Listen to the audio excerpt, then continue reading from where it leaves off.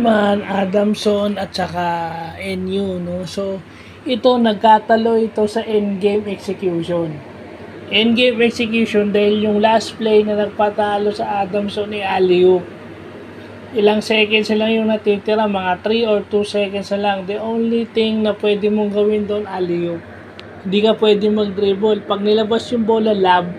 Then yung sasalo dapat ready. And dito rin sa game na to, makikita mo na yung mga players na willing mag-take over. Yung may tapang puso para maglaro, para dun sa kanilang eskwelahan. Kasi kahit magaling ka, kung wala ka naman tapang tumira, di ba?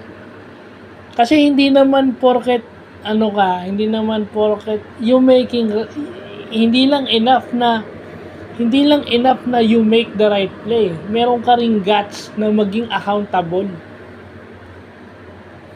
Kasi kaya hindi mo ititira dahil right play yung pagpasa mo sa kakampi mo. Kung hindi pumasok yung tira, and ikaw yung franchise player, ikaw yung go-to guy, ikaw yung inaasahan.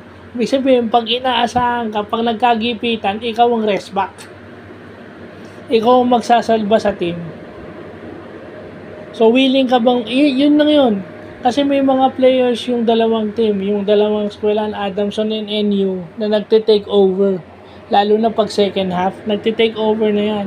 So, nandyan yung tapang ng mga player, lumalabas yung tapang ng mga player na yun kasi umabot ng overtime eh. So, ibig sabihin, ayaw magpatalo ng mga player na yun na inaasahan ng coaches nila. So, lagay na lang natin sa ganun. It's not about the right play always. It's about yung guts mo, yung tapang mo, na kapag ka natalo sa'yo, pero pag nanalo, masaya kayong lahat. So, yun lang po.